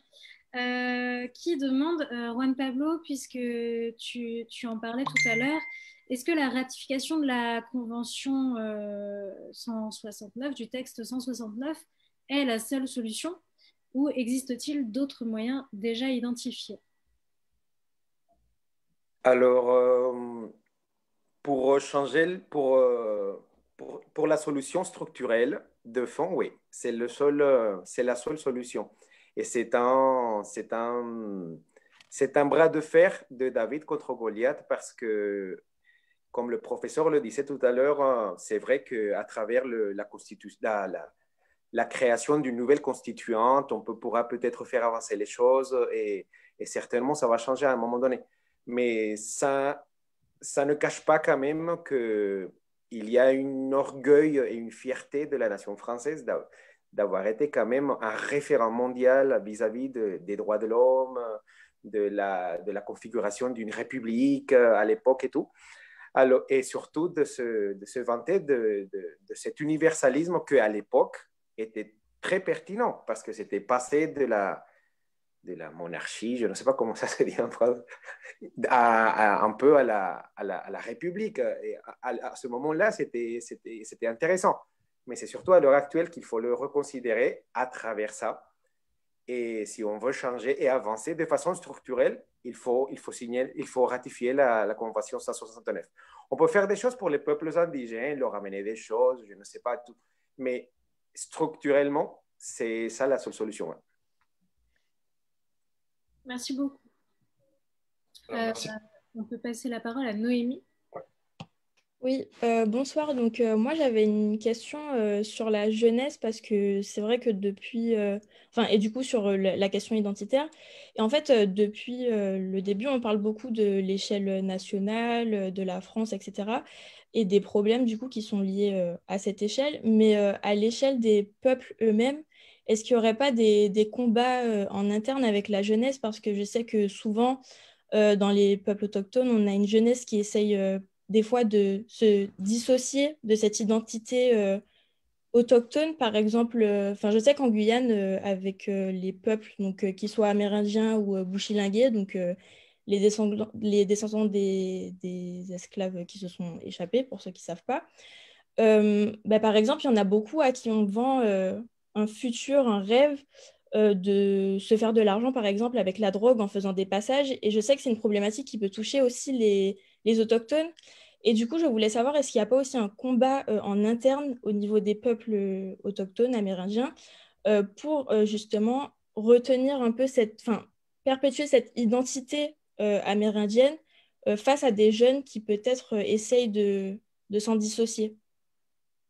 Excusez-moi, Noémie, juste, est-ce que vous pouvez nous dire qui vous êtes et d'où vous venez, s'il vous plaît? Ah oui, pardon. Donc, je suis Noémie Nérin et je suis à Sciences Po Rennes sur le campus de Caen. Et aussi, bah, du coup, je suis née et j'ai grandi en Guyane. Donc, voilà. Bon, bah, Merci. Noémie, on fera d'autres projets ensemble alors. À bientôt. Oui, il n'y a pas de souci. Merci. Bah, je vais commencer. Merci Noémie. Alors, le poids qui porte actuellement les jeunes, la jeunesse des peuples indigènes, il est énorme. Parce que d'un côté, la problématique, elle est gigantesque. Et d'un autre, c'est eux qui sont les responsables de la survie de leur peuple. C'est ce qui va se passer avec les générations actuelles, qui va avoir des répercussions dans le futur pour la survie des peuples indigènes qui certainement, démographiquement, vont continuer à survivre, mais culturellement, peut-être qu'ils seront déjà éteints et qui n'existeront plus en tant que peuple indigène. Alors, le poids, il est énorme, il est géant. Et pour la Guyane, je ne peux pas parler particulièrement, je dis pour la Colombie, il y a quand même et contrairement à la Guyane, il y a une organisation des peuples indigènes assez structurée, d'ailleurs l'Organisation nationale des peuples indigènes de la Colombie, pour laquelle je suis le délégué international. Elle a 50 ans d'organisation et on a réussi à comprendre qu'il fallait commencer à créer comment vous appelez ça, des pépinières, comme des pépinières de futurs leaders. Et parce que c'est en quelque sorte nous et les jeunes qui viennent derrière, qui sommes les garants de la survie. De rien ne sert qu'il y ait des chamans s'il n'y a pas un autre qui prend le relais derrière. Et surtout, à l'heure actuelle, où il y a encore plus d'influence qu'avant. Et tous les jeunes indigènes, à l'heure actuelle, ils ont des téléphones, ils sont dans un contact différent avec le monde occidental qu'à l'époque de nos parents et de nos grands-parents, chose qui n'est pas du tout, ça ne fait pas peur, mais il faut savoir le faire en ayant des bases solides sur comment s'approprier des choses non indigènes pour peut-être renforcer le processus interne.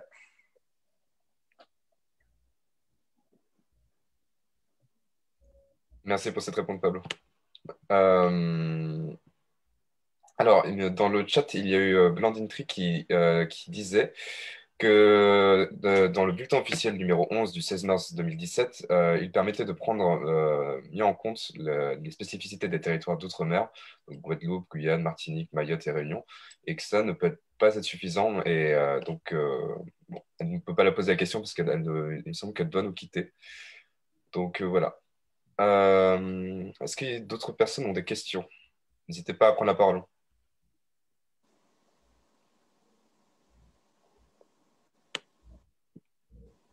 Enfin, je crois que j'ai désactivé les micros. Je ne suis pas une très bonne technicienne, mais si vous levez la main, promis, je vous donne la parole.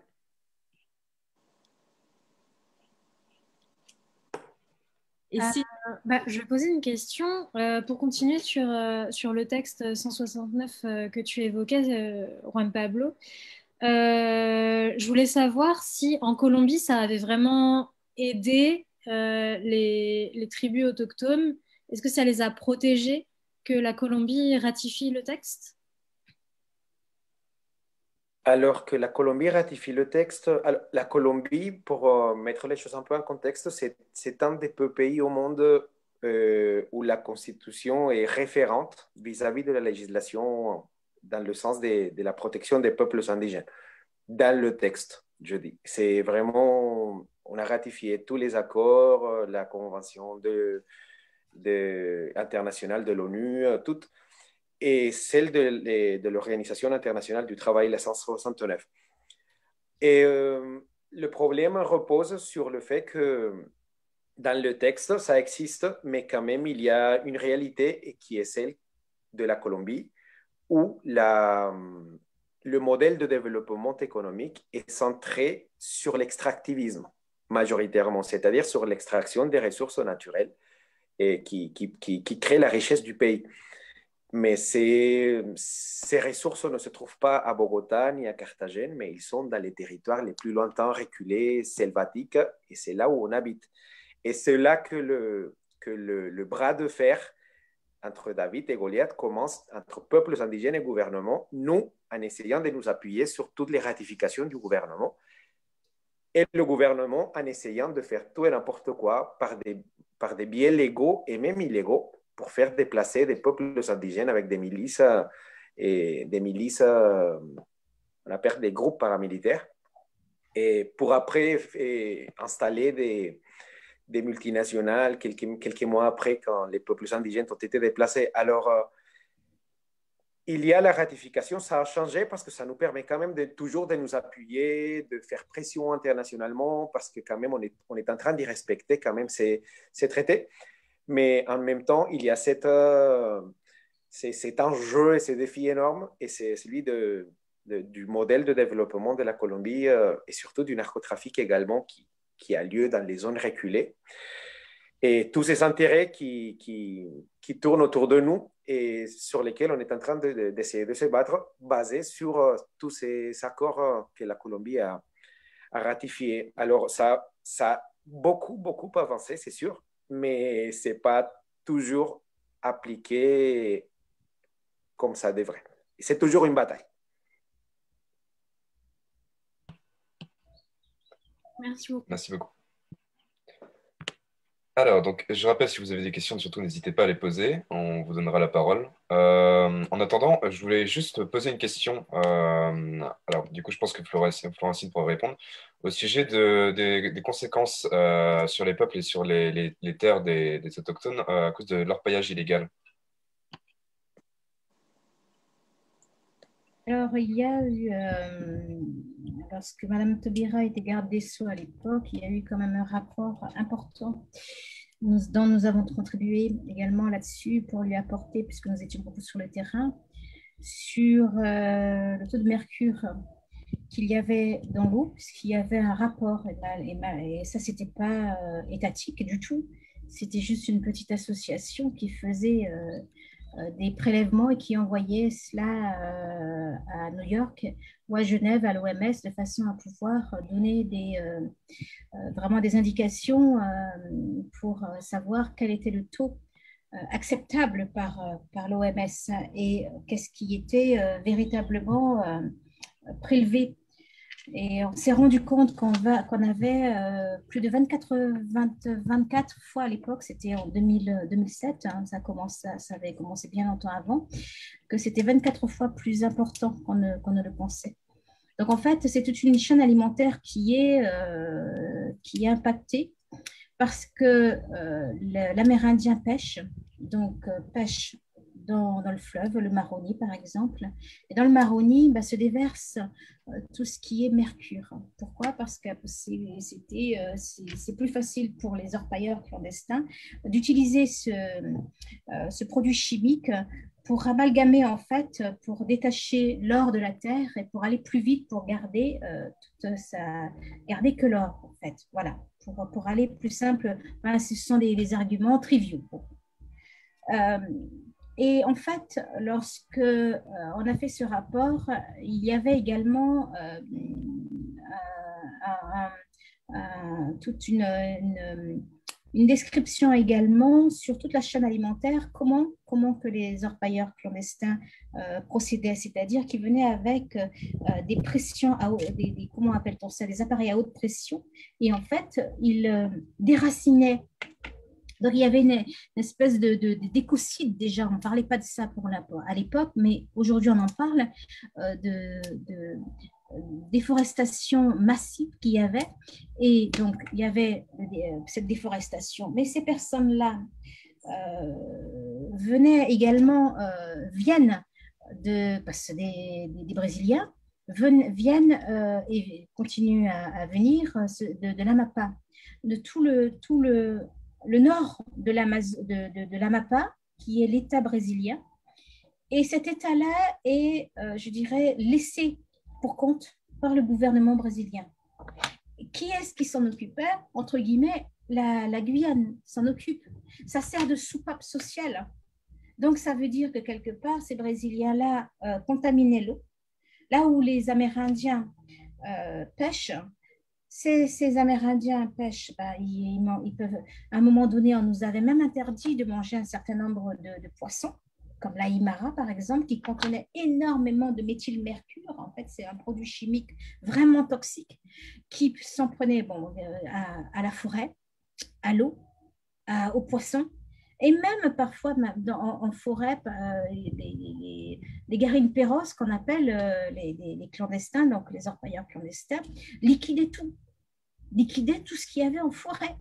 Donc, tuer le petit oiseau qui était là, il n'était peut-être même pas encore en état d'être tué ou bien en état adulte, il tuait tout, il liquidait tout. Il n'y a plus rien, quasiment plus rien. Donc, que peut-on nourrir maintenant, aujourd'hui, que peut donner la forêt aujourd'hui? Plus rien. On a tout dépouillé, tout. Mais on a été, non seulement on l'empoisonne, mais on dépouille tout en plus. Donc, à partir de là, même dans les abattis, ce sont les champs où on récolte le manioc, on récolte pas mal de légumes pour nourrir la famille, la communauté. Eh bien, il n'y a plus rien puisqu'on les volait.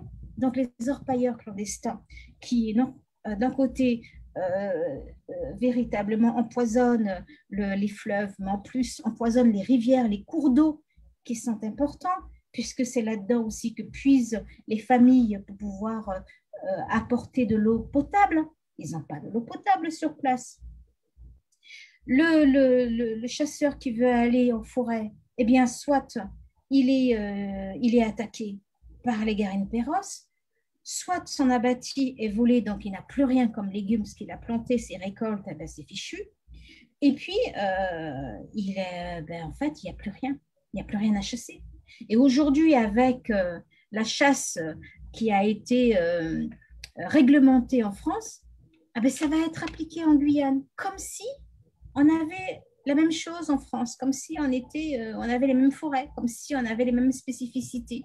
Vous voyez, donc tout ça fait que l'Amérindien a une acculturation, n'empêche, mais aussi à se recule et s'appauvrit de plus en plus.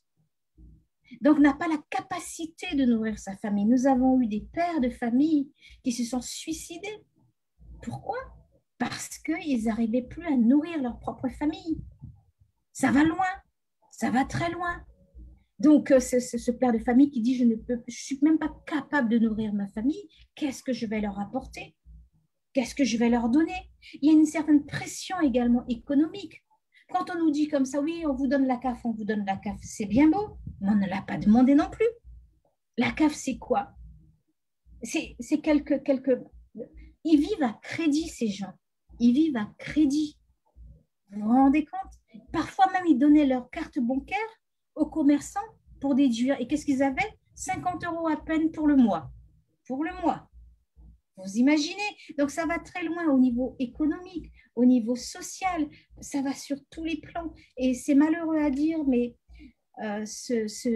ça apporte également quoi? D'autres choses encore.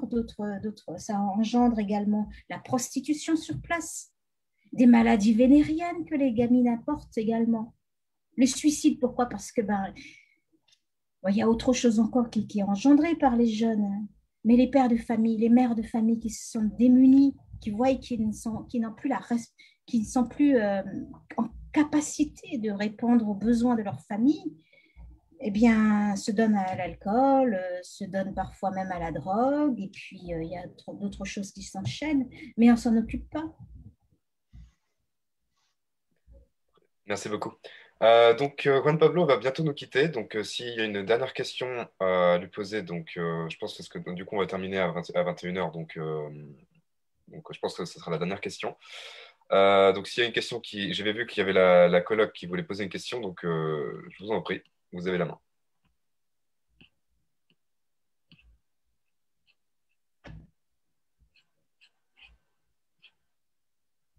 Est-ce que vous m'entendez ou pas? Ouais, c'est bon. Donc d'abord, merci aux deux intervenants pour leur intervention tout à l'heure, c'est très, très intéressant. Donc succinctement, donc on est Paul et Carmen, du coup on est deux Bretons bretonnants. Et donc moi j'avais une première question sur la nature en fait. Excusez-moi, vous pouvez vous présenter, on ne vous connaît pas? Les Bretons, d'accord, c'est une identité, on ne le dénie pas, d'accord, mais plus précisément. Vous avez raison. Du coup, on est étudiant à Sciences Po Rennes en master première année. Moi en MOP, donc c'est master de management, et Carmen. Relations internationales. Et nous avons 22 ans. Du coup, la première question, elle concerne la nature en fait même de la République et de la France. Ces deux questions sont très liées. En fait, c'est un peu pour faire suite à ce que vous disiez, Juan Pablo. Est-ce que finalement, la République qui s'est construite toujours dans l'indifférence des peuples qui la composent, et donc qui porte son ADN, par essence, est construite de manière universaliste, au sens où on l'entend, c'est-à-dire pas forcément de manière positive, comme ça a été présenté par vous deux plus tôt. De porter le combat, la lutte sur le plan juridique, sous forme de doléances, par exemple. Il ne faudrait pas explorer d'autres champs. Après, je pense que c'est une autre question peut-être maintenant. Non, justement, c'était sur la lutte. Est-ce qu'il ne faut pas la faire plutôt sous le mode de désobéissance civile ou extra-juridique, plutôt que du point de vue juridique, étant donné que la France n'est pas prête de changer sa constitution pour améliorer le droit des autochtones et des minorités?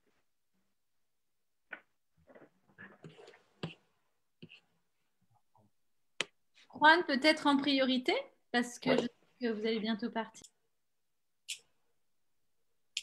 Tu as coupé ton micro.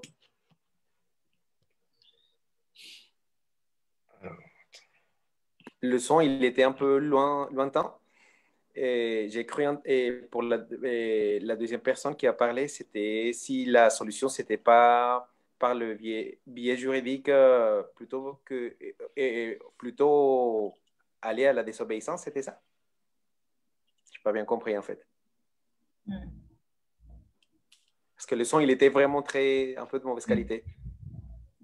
La question, c'était est-ce que il faudrait plutôt pas passer par la déobéissance civile plutôt que par le biais juridique, par le droit, puisque la France n'est pas prête de changer sa constitution, si je me trompe. D'accord, ouais. Au sens où c'est dans l'ADN française, en fait, depuis sa création, même avant la République. C'est dans l'ADN français que justement elle ne s'est pas construite avec les peuples, mais plutôt dans la différence des peuples. Et donc, Carmen posait la question de la désobéissance ou d'autres moyens. Comment est-ce qu'on envisage la lutte en fait pour les peuples? D'accord, ok. Alors, la lutte des Autochtones en Guyane, elle est d'autant plus difficile du fait qu'elle est dans un autre continent, elle est totalement lointaine et totalement invisibilisée. Alors, c'est très, très difficile. Et je pense que la portée de ce qu'il pourrait faire au niveau de l'organisation, peut-être de la désobéissance et tout, qui s'est déjà mis en place à plusieurs reprises, mais franchement, la portée, les répercussions que ça a eu au niveau de la métropole, ça n'a pas eu de portée. Alors, c'est pour ça que votre présence ici, elle est si importante, parce que par contre, vous êtes ici. Et ici, à travers, je ne dis pas uniquement des mouvements de désobéissance civile, mais d'expression populaire de différentes façons, on peut essayer de mettre pression au gouvernement français pour la ratification de cette convention.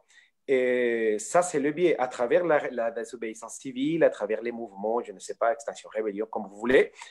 Mais vous avez beaucoup plus de pouvoir en étant ici pour amplifier cette voix qu'ils sont en train d'essayer de nous lancer depuis l'autre côté de l'Atlantique et qu'on n'entend pas ici. Et alors, déjà, vous partez avec une graine, une sémence aujourd'hui, et là, vous allez la répandre dans votre... Et vous verrez comment vous organisez. Mais tout ce qu'on fait ici, je le dis parce que dans mon cas, ça se passe pareil pour la Colombie. Tout ce qu'on fait ici, on avance 1000 pas plus rapidement que ce qu'on le fait dans dans notre pays, parce que là-bas, il y a beaucoup plus de limitations, les médias sont beaucoup plus contrôlés, etc. Alors, bien sûr que ici, à travers soit la désobéissance civile, ou soit les manifestations, ou soit en parlant autour de vous, si vous avez des élus, etc., vous pouvez faire beaucoup de choses pour faire avancer la situation.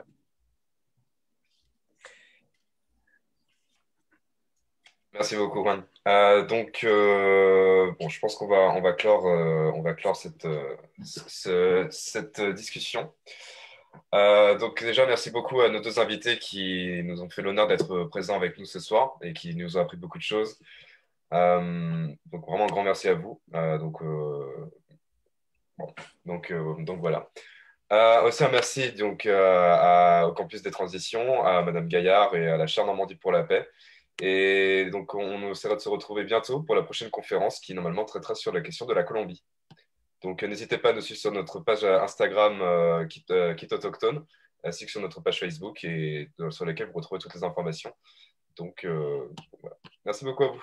Attendez, Eduardo, vous ne vous êtes pas présenté. Moi, j'aimerais que vous preniez tous la parole, le groupe du module projet Kit Autochtone, que vous présentiez pour les personnes qui sont là. Bon, du coup, moi, c'est Eduardo Fruleux, donc étudiant au campus de Caen de Sciences Po Rennes, donc campus des transitions, en master Jeune FUT, et du coup, membre du projet Kit Autochtone. Laura Pacmar, également étudiante en M1, 4e année, en génération future et transition juridique, et voilà, membre du module projet. Enchantée. Moi, c'est Anna Lanuzel, je suis aussi en Master 1 droit des générations futures au campus des transitions à Caen. Et je fais également partie de ce module projet. Parce que... La colloque des Glédans, on vous a pas vu dans la non-distanciation sociale. Alors, vous êtes en Facebook Live sur le site de la chaire. Faites attention à vous. Voilà, merci pour cette conférence, c'était très intéressant.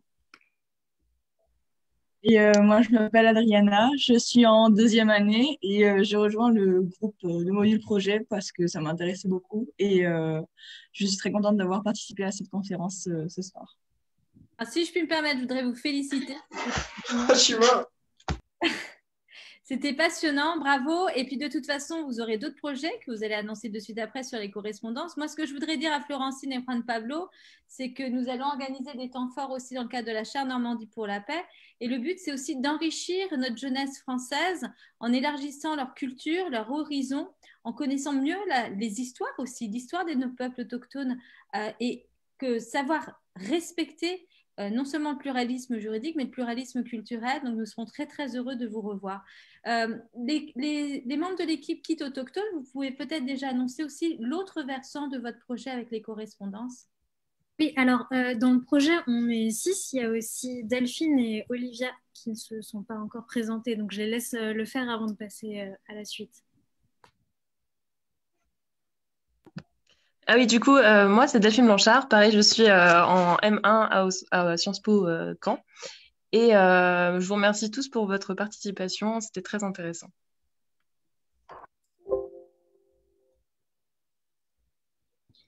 Et Olivia Richard, donc, qui a dû nous quitter, mais qui est en Master 1 aussi avec nous. Ouais, pour la suite, on va organiser sous le même format d'autres rencontres intergénérationnelles tous les mois jusqu'à mai, a priori, sur le thème de la Colombie, probablement du Brésil aussi, et de la Nouvelle-Calédonie. Les thèmes sont encore à fixer, mais voilà la suite. Bravo. Merci beaucoup en tout cas pour cette invitation. C'est un honneur pour moi de présenter ma petite Guyane où nous nous trouvons et à très bientôt j'espère, très intéressant et bravo pour vos étudiants en tout cas. Merci beaucoup. Un grand merci à vous d'avoir accepté notre invitation. Un grand merci à Juan Pablo également. Voilà, de nous avoir consacré un peu de votre temps si précieux. Avec plaisir et à très bientôt j'espère. Et merci au public d'avoir participé, d'avoir posé des questions pour enrichir le débat. Donc, merci à tous. Donc, on se retrouve très bientôt pour le prochain événement. Et en attendant, passez une bonne soirée, un bon week-end. Bonne soirée, bravo. Merci. Merci beaucoup, bonne soirée. Merci.